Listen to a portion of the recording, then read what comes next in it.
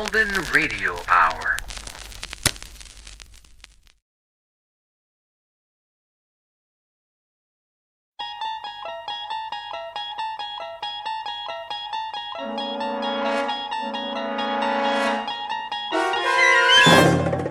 You unlock this door with the key of imagination. Beyond it is another dimension, a dimension of sound, a dimension of sight, a dimension of mind. You're moving into a land of both shadow and substance, of things and ideas. You've just crossed over into the Twilight Zone.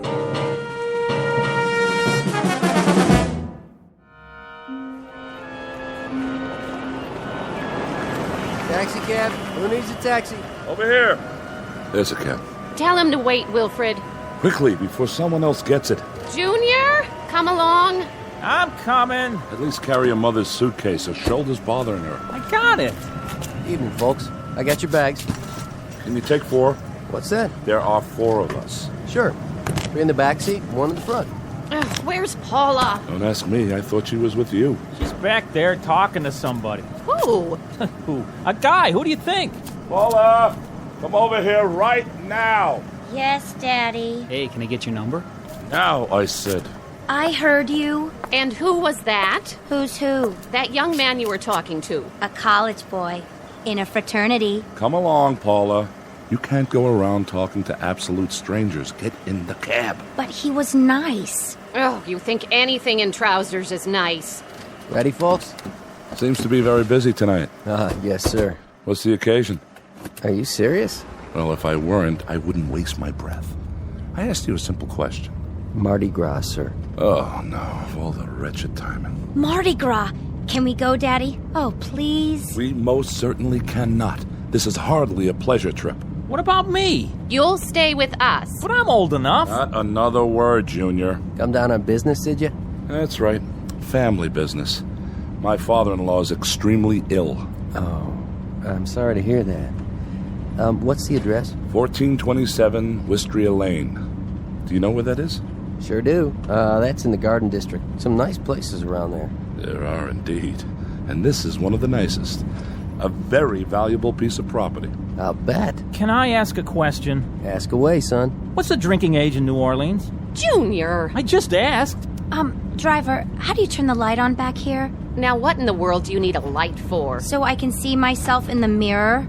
I have to fix my hair. Will you all please try to control yourselves? No one wants to be here. That's understood. But now that we are, we'll just have to make the best of it. Step on it, driver. We don't have all night. Yes, sir. Put on your seatbelts, please. I know a shortcut. Otherwise, we'll never get there. They don't call it Fat Tuesday for nothing. Meet the Harpers.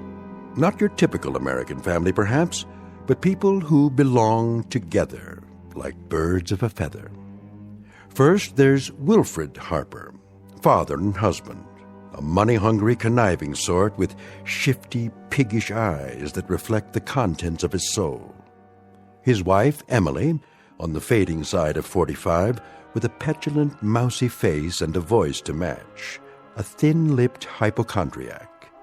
Then there's Wilfred Jr., with a face devoid of any suggestion of character. He has inherited much of his father's avarice and all of his mother's weakness.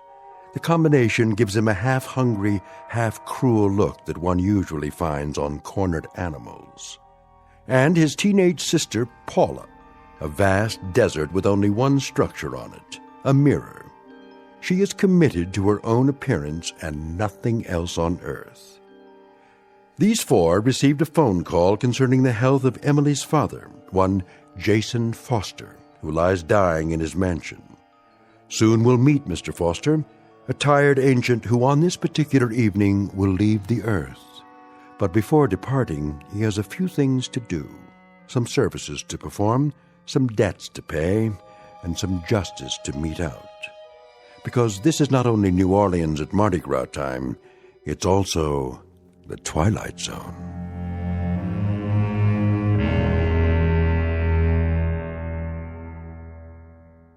And now, The Twilight Zone and our story, The Masks, starring Stan Freberg with Stacy Keach as your narrator.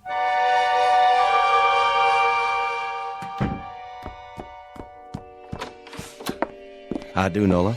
Jeffrey? Give you a hand with that? Oh, thank you kindly. Crowded downtown? Yeah, the biggest Mardi Gras ever. At least that's what it looks like. I almost couldn't get a seat on the streetcar. Got everything, I see. Everything he asked for. How is he? He looks badly. And he's much weaker. Ever so much weaker. Can't say as I'm surprised. He wants to be advised when his relations arrive. Knowing his relations, I'm sure they'll make themselves known. You're right about that. The doctor still here? Mm-hmm. With him now. I'll get dinner started. You do that, Nola. You do that. Oh, my. A sad and mournful day.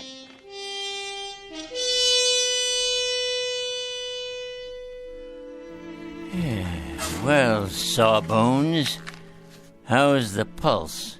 How do you think? Too fast? Too weak? Too uneven? For what? What do you have in mind? Where were you when they taught bedside manners in medical school? Trying out for the soccer team? Huh? I've been your physician, Jason, for, how long is it now? 42 years. First time I attended to you, it was for a head cold. I allowed myself one compassionate cluck. Just one. And you threw a lamp at me. That established the pattern right then and there. That's why I've suffered your inept ministrations all these years. Your candor has been a refreshing departure from the modern medical norm. I ask you a straight and simple question, and you give me a straight and simple response. What is it, Jason? The oft-asked question of the condemned man. How long? Well, there's really no telling. How long have I, Sam? A week? A day and a half? Huh? Or is there no need to wind my watch to cover the exigencies of the next 4 hours? My guess is that you may now measure your life in moments. I think it could come at any time. That you've lasted this long, Jason, is a tribute to an inner strength most of us are not privileged to possess. Nonsense!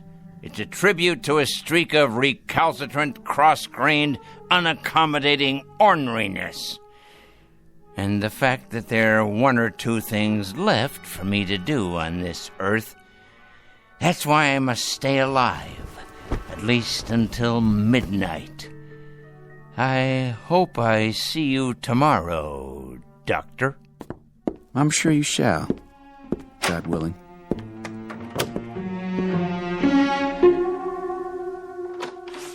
Right this way, please. Thank you, Jeffrey. And the hat box, Jeffrey, that blue thing. Yes, ma'am. Be particularly careful. It has all my medicines in it. Stand up straight, Junior. You'll get round-shouldered. Why do you still call me Junior, Pop? I'm not a kid anymore. I could break you in half if I wanted to. Oh, such talk. Well, couldn't I? Now, let's watch our words. And you, Paula, behave like a young lady. All right. Paula. Hello, Emily. Oh, how nice to see you again, Dr. Thorne. You've met my husband. Yes, some years ago, the last time he was here. How are you, Mr. Harper? As well as can be expected under the circumstances. And you, Mrs. Harper? How are you? Bearing up, Doctor. As best I can. This is our son, Wilford Jr., and our daughter, Paula. Hi. Hello. This is your grandfather's doctor, children. Your father's been expecting you. I'm very glad you could make it. Crowded at the airport, was it? Oh, that silly Mardi Gras. Well, really, the traffic is unspeakable. Shouting, screaming, incredibly rude people. It's a wonder we were able to get here at all. As for your father's condition, he's... Oh, yes. How is he? We're all really quite concerned on tenterhooks, you might say. Well, he's extremely ill. How long? Well, a good educated guess would be that it's just a matter of days. Days, you say? Hours, perhaps. Is that right? How simply awful. We've been expecting it, of course. Jeffrey, Yes, ma'am. our rooms, are they ready? Yes, ma'am. They're all prepared. I want to take a shower. Wait for the butler to show the way. A question for you, Doctor? Yes? You may recall, I suffer severe muscle spasms in my shoulder. They're really quite agonizing. Are they? Oh, perhaps you could prescribe something? That quack I've been going to in Boston is supposed to be a specialist, but... He'd better be a specialist. He charges like one. Well, it's a very complicated condition. As a matter of fact, he told me that you don't see cases like mine more than once or twice in 100 years. Oh, please, Emily. It's true. Let me describe the symptoms.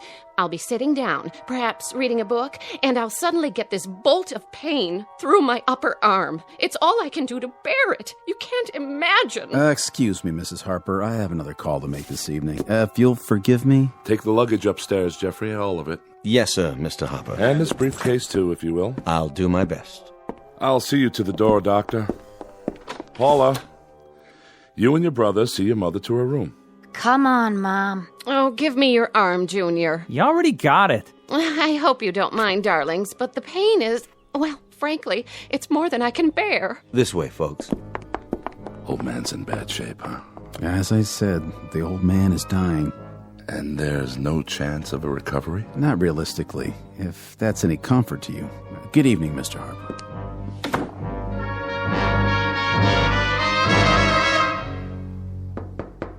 Father? Don't worry, I'm awake.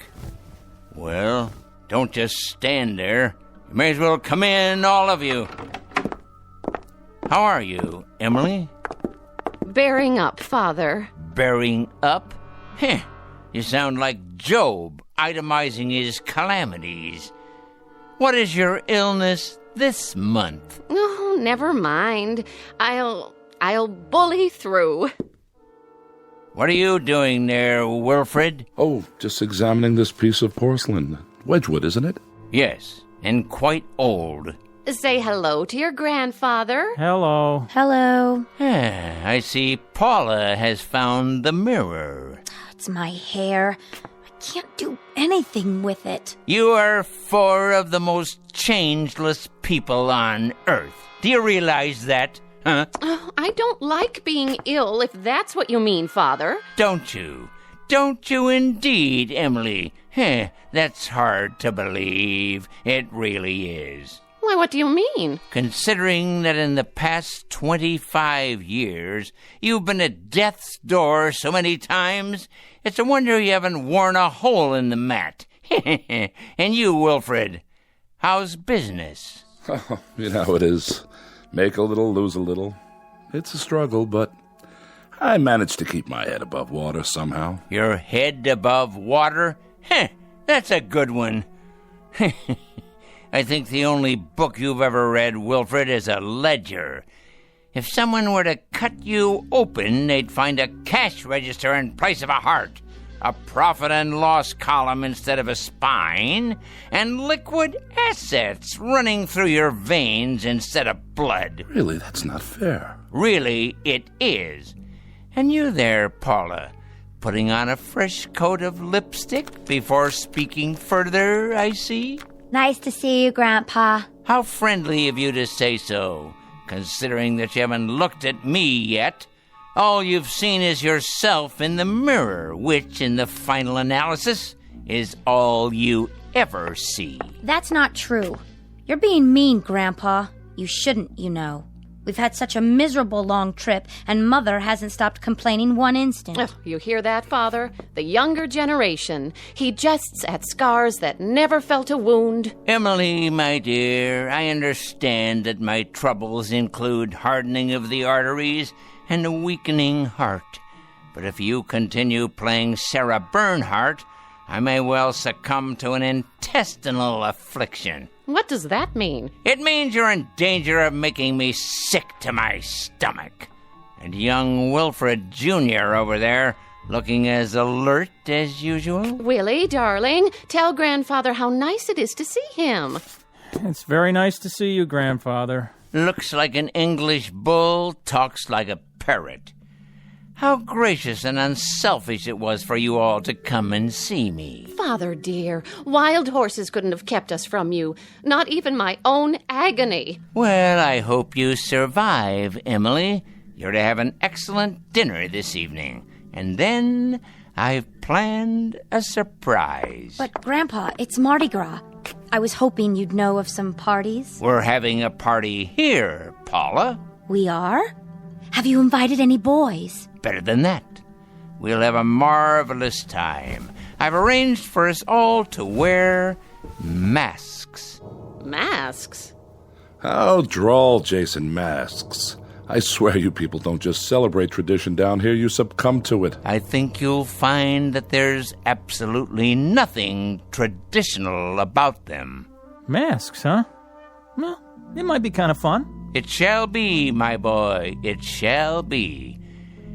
Perhaps not the same degree of satisfaction you receive from torturing small animals as I've seen you do in the past. Oh, come on, Grandpa. I haven't done that in a long time. Willie is doing very well in school now, Father. He made the football team. A chip off the old block, I'm sure. Well, now, why don't you all prepare for dinner? I think we'll have an interesting evening. As a matter of fact, I guarantee it. As you wish.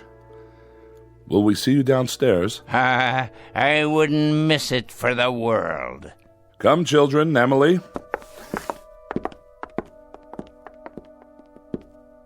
Everything all right, Mr. Foster? Jeffrey, get the masks and place them in the study, if you will. Those masks? Yes, those masks. You know the ones.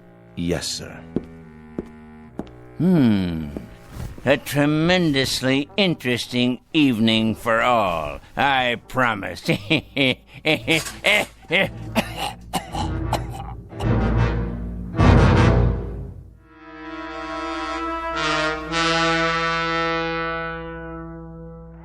Come away from the window, Paula. But look at all the fun they're having. You heard your father. I think it's disgraceful, the way those animals have invaded this part of town. It used to be just in the quarter, but now...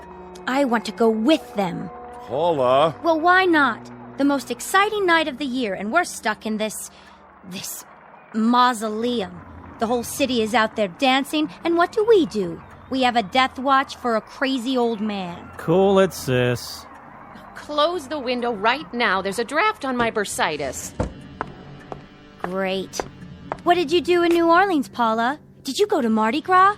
Oh, yeah. We wore funny masks and sat around and stared at each other. Look at those stupid things. Don't touch the masks. I'm sure they're very old and valuable. Everything in this house is valuable. They are if Father bothered to collect them. Without question. Look at the chandelier, the furniture, and the paintings. I've never asked you, Emily. Is that an actual Matisse in the hall? No, it's a Picasso. Oh, is that all? Here you are, Mr. Foster. Thank you, Jeffrey. That will be all. You sure, sir? I can take it from here. Yes, sir. Well, now, my loved ones, was your dinner satisfactory? Sumptuous, Jason. Really, truly excellent. Must have cost a pretty penny. Father, do you think it wise for you to be up like this? Wise? Probably not, but necessary, assuredly. Have you, examined your masks? Our masks? You must mean they're a gift. Well, in that case, thank you. They're certainly unique, Father. Indeed. They're made by an old Cajun. Actually, made is inaccurate. They're created, each one separately and individually. Is that so? I'd be interested in any provenance you can provide. Their history, ritual meaning. You mean so you can resell them? No, of course not. I wouldn't worry about that just yet. We're simply curious. No doubt, no doubt. I'm told that not only are these works of artistic perfection, but they possess certain properties. Very unusual properties.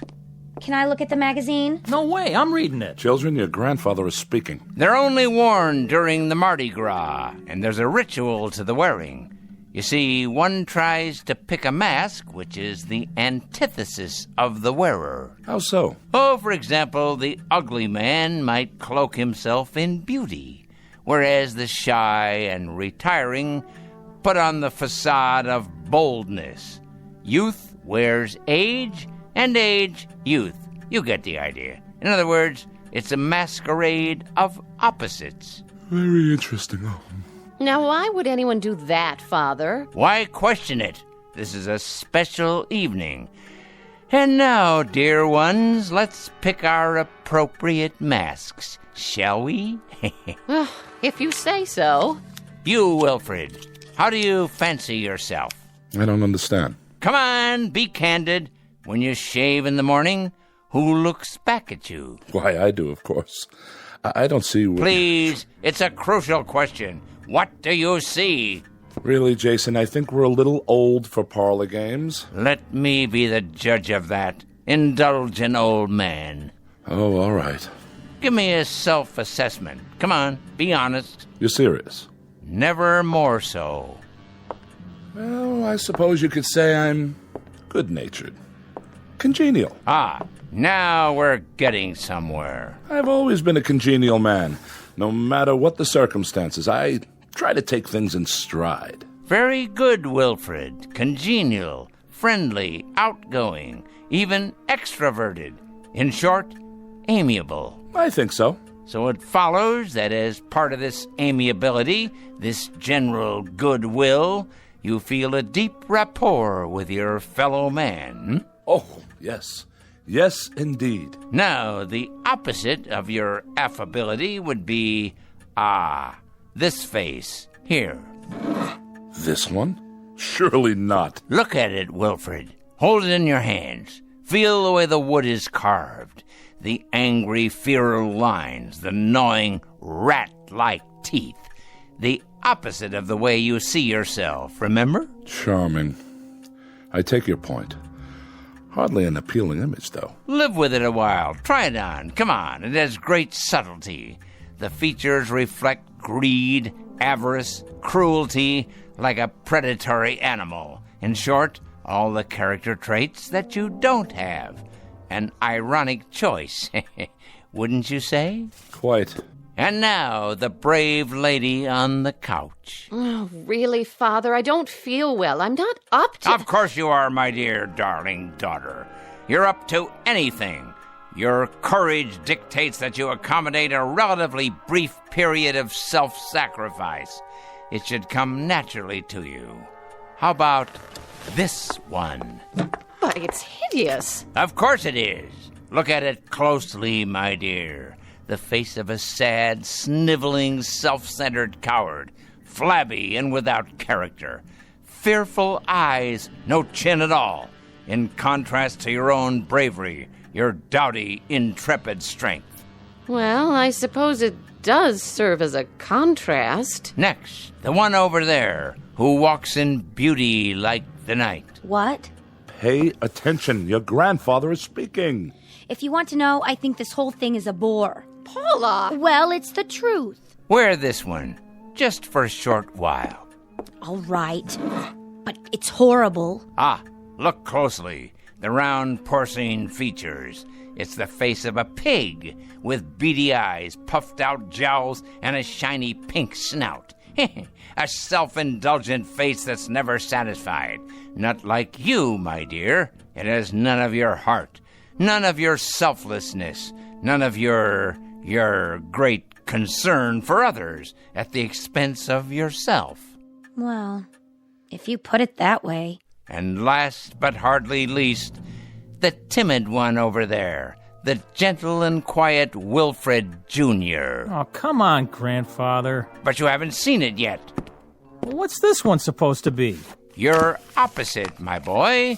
The face of a dull-witted, stupid clown. Thanks. Notice the low brow, the bulbous nose, the slack, oversized mouth, as opposed to your own manful refinement, your courteous, deferential gentility. Yeah, I get it. And now, we're almost done. What about your mask? This one. But that's a skeleton. The face of death, because I'm alive. Understand? I'll wear the very thing that stalks me at this moment. No, you don't mean that we actually have to wear these hideous things? I believe I explained that. Only for a few hours, I should add, until the unmasking. And that's at midnight. Paula, you'll break it. I don't care. Everybody else can do what they want. I'm not wearing mine. Then I'm not either. I'm afraid, Jason, that we're somewhat at odds here. Not really, Wilfred. The four of you came here for one purpose: to see me off and yell bon voyage, to put coins on my closed eyelids, while with your free hands you start grabbing and looting. Father, that's cruel. On the contrary, that's truth. You came here to reap everything I've sown, to collect everything I've built, to covet everything I possess. And I'll not disappoint you. The will is prepared. Everything is left to the four of you. Everything. Money, house, property, holdings, stocks and bonds. All of it. All of it. Jason, you break our hearts when you talk that way. The most touching thing you've ever dredged up, Wilfred, by way of conversation. But I must emphasize this little addendum. One small proviso: you're to wear those masks until exactly midnight. Not a moment more, not a moment less. What? I don't believe this. Really, Father? Mark my words, if you take them off, if you do, you'll each receive from my estate the equivalent of a ticket back to Boston. And that's it. That's it. That's absolutely, positively all. Never fear, we won't be spoil sports. If this is your pleasure, we'll indulge you. Quite happily, I might add. It's the least we can do. Oh, you're joking. It smells old and musty. Who knows where it's been? Here, Emily, let me help you fasten it to your head. But the germs. Don't be an idiot. Put on the miserable mask. Don't throw away a fortune because of your wretched hypochondria. Oh, all right, Jason, we're doing it, see? And now, I'm putting on mine.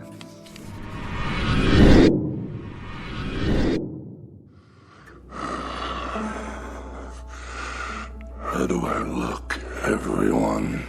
Oh, Paula! Willie! Do as your father says! What do we do now? Dance, sing, or vote for the ugly prize? You win, sis! Man, look at the snout on her! Very good. And now, dear ones, it's my turn. Now let's all wait for the stroke of midnight, when all things will be revealed.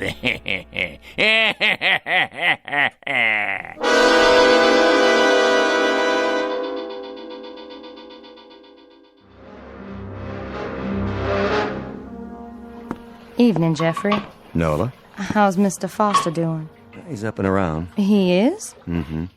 In his electric wheelchair. I took him into the study. That man. I reckon he wants to spend time with his relations. Well, they look like they don't want to spend time with him.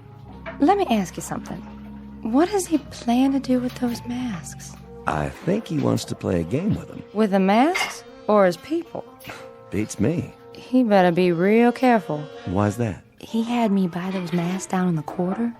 Wanted them made special by some witch man who does voodoo and such.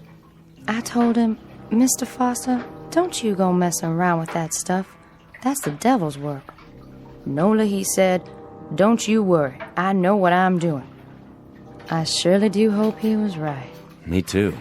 Once you go that way, there's no turning back. That's the truth. Help me put away these dishes, Jeffrey. It's getting late.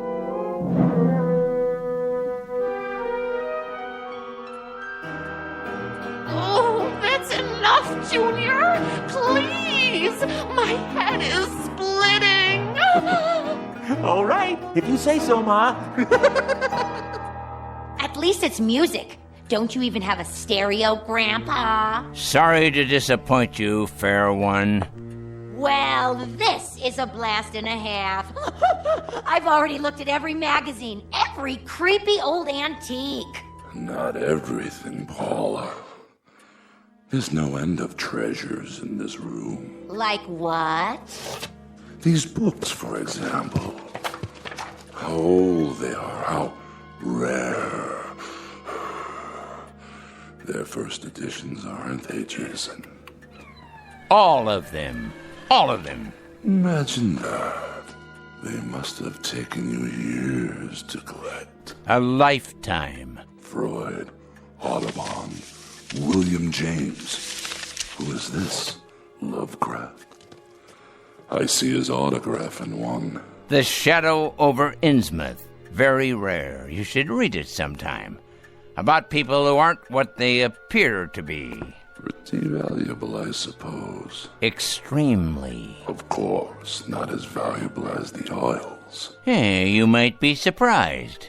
Although the paintings have been appraised at several $1 million. That much? Oh, Father, is it close to 12 yet?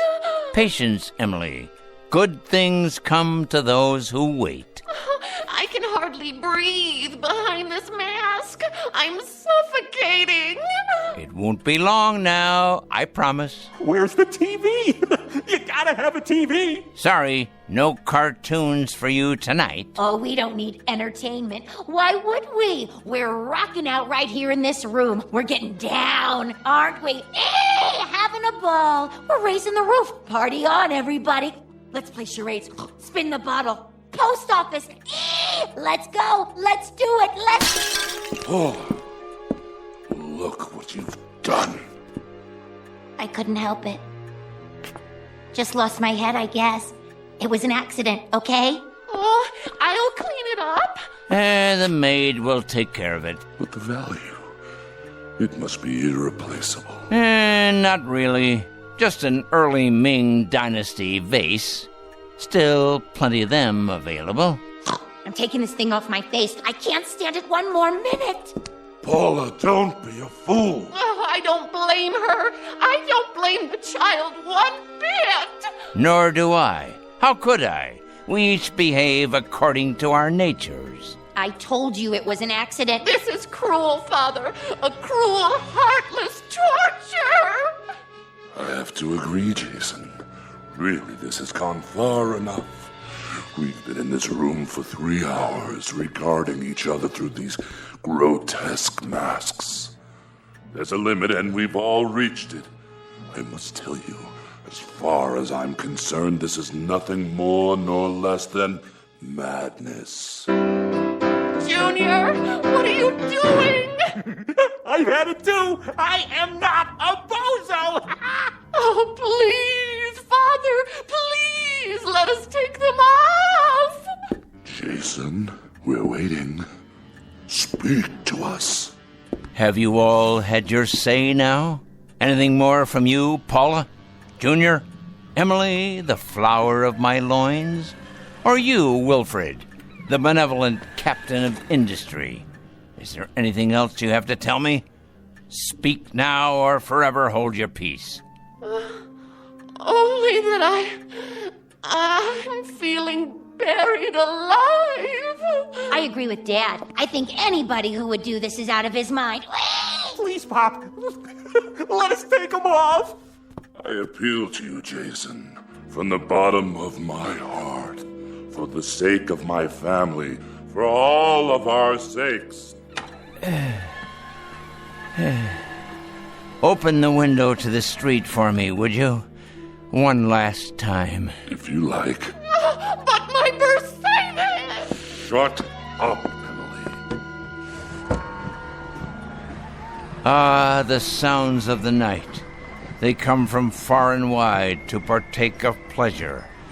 A joyous celebration of life, unlike you who are without joy.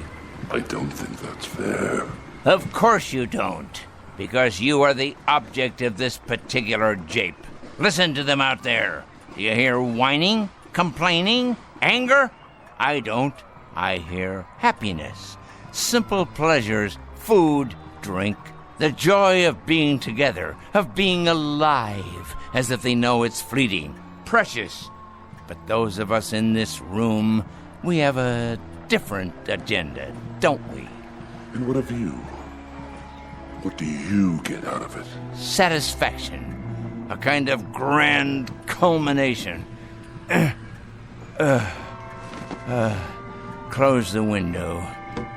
What is it? It's what you've been waiting for, I believe. The anointed time when you can all dig deep into the treasury. You're feeling weaker, Father? At last. A note of hope in your voice, Emily. Why must you say such miserable, cruel things to me? To all of us. What have we ever done to you? Because you are a pitiful excuse for a family. That's why. This is the only language you understand.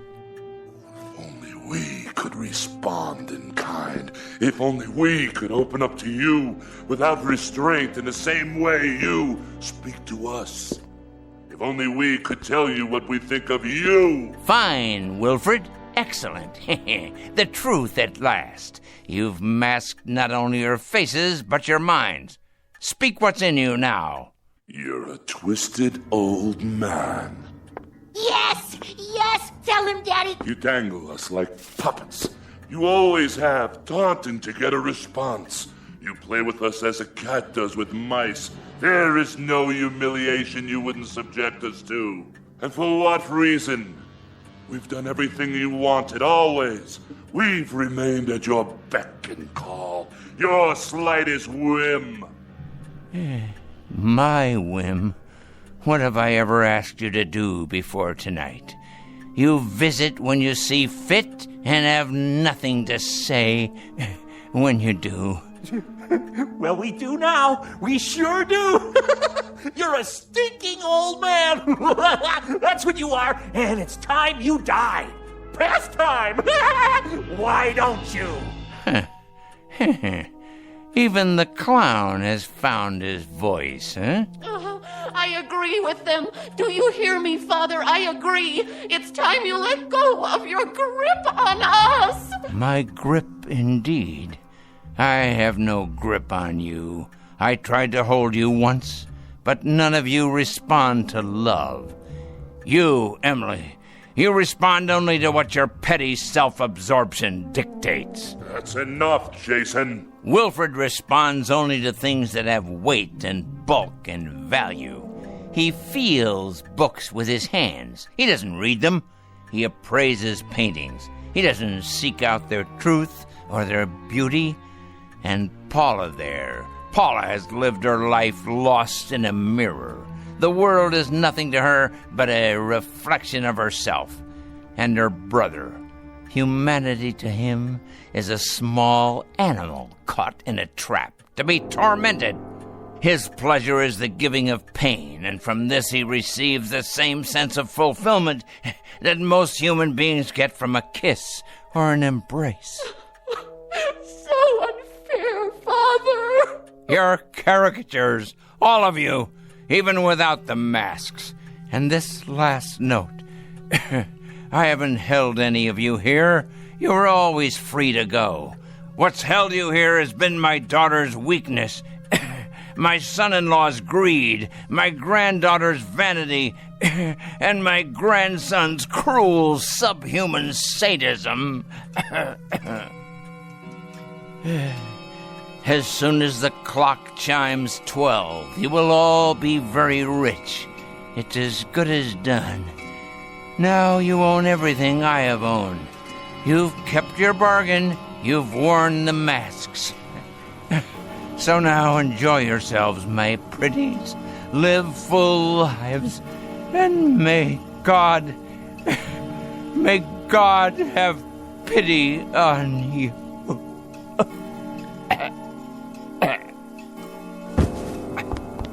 Father! Check his pulse. There is no pulse. At long last, he's dead. So, what do we do now? What do you think we do? We take off the masks and celebrate. This nasty thing, it's stuck to my skin. Mine too! Pull, Junior.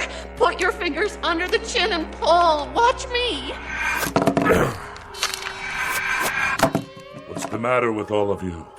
Your masks are off now. What's... Wilfred! Your face, Wilfred.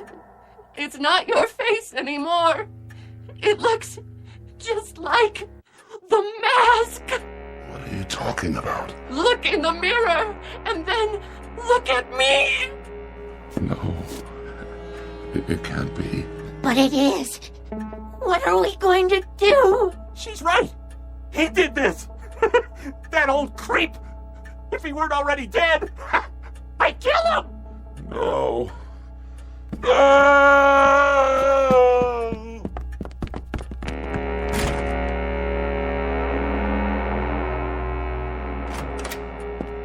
Mr. Foster, are you all... Mr. Foster? Mr. Foster? Sir! Call the doctor! Nola! Call him now! Where is he? In here. I called you right away, even though I knew. Strange mask. Like a death's head. Where are the others? In the room, sir. They practically ran upstairs. Jason. I'll take this mask off for you. You won't need it now, old friend. Would you just look at him? His face. So peaceful. Oh, Mr. Foster. Mr. Foster, sir. Don't cry for him, Jeffrey. This is his true face. Not a line on it. Not a care. No horror, no fear. Nothing but peace. I'll call the funeral home. This way, sir.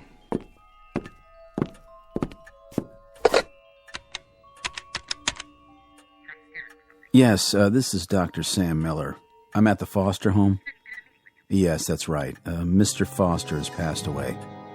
Time of death, 12 midnight. Right, I'll fill out the death certificate. Someone will be here. His family.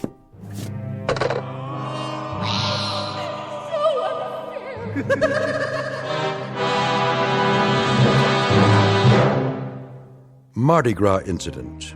The dramatis personae being four people who came to celebrate. It might be said that they partied with a vengeance. They now wear the faces of all that was pent up inside them.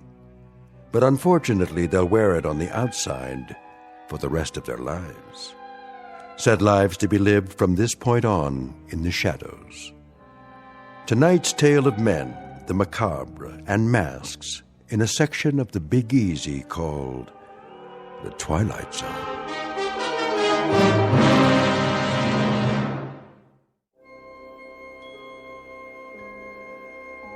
Hi, this is Carl Amari, producer of the Twilight Zone radio dramas. I'd like to take a moment to tell you about our official website at twilightzoneradio.com, where you'll get the latest news and information on these Twilight Zone radio dramas. Plus, at twilightzoneradio.com, you can digitally download 3 free episodes or any of our episodes for only $1.95 each. In this age of ever-changing technology, we've decided to make these episodes instantly available to you by making the Twilight Zone radio dramas a digital download-only series. This means that this series will no longer be offered on CD. The CD collections at our website are now being offered while supplies last at buy one, get one free. So be sure to get your favorites before they're sold out. Be sure to visit us often, and I'll see you in the zone.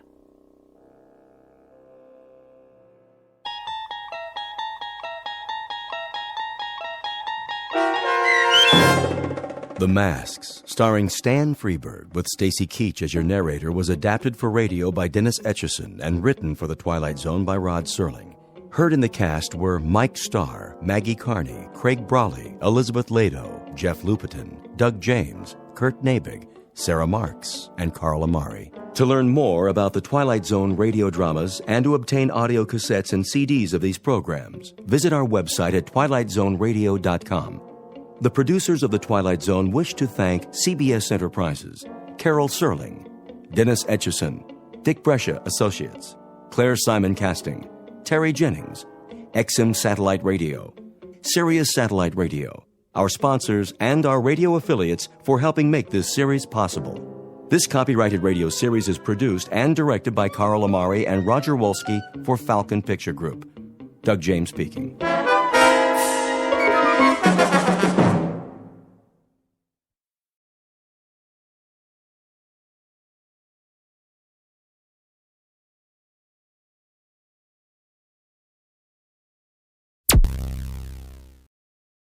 Thank you for listening. Please like and subscribe.